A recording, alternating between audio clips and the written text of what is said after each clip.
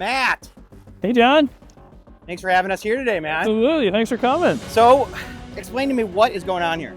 Yeah, so we're in the preparation phase of our deck project. So this is going to be the ground screw installation. We're doing the prep work just to make sure that all those are in the right spot. We've got our construction drawing here with all the locations. For us, this is what we use is basically our blueprint for the project. Okay, and explain to me what these circles are representing. I'm assuming these are where the ground screws are going, right? Your assumption is correct. Okay. Yes, absolutely. So yeah, so we want to mark and lay out exactly where they need to go. We're very precise up to the inch because it's important. There's building codes that we need to follow. Right. Now, when you're going down with the ground screws, how deep are you going? Does it vary for each screw? Great question. So the ICC requirement is that they are 4 foot 11 inches into the ground. The screw itself is 63 inches tall, so all but about 3 inches of that will be into the ground every time.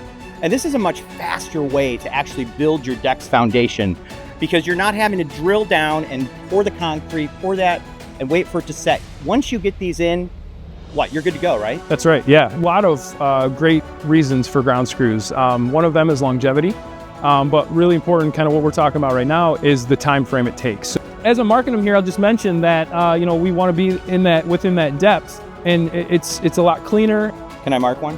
Yeah, absolutely. All right, so I'm just marking the center and then drawing a just circle. marking the center and just kind of giving us just kind of a roundabout area where so we can easily identify them. Yeah, good, perfect, looks good. So yeah, this is just for us. This isn't. That's 4 years of college education right there, learning how to draw a circle.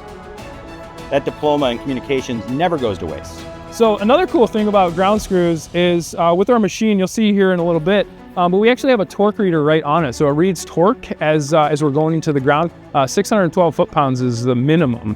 In most cases, we're a lot above that. We get a torque report that spits out a PDF from the machine, and we're able to send that right to the building department, and they don't even have to come out here to do an inspection. So it's all wireless. Yeah,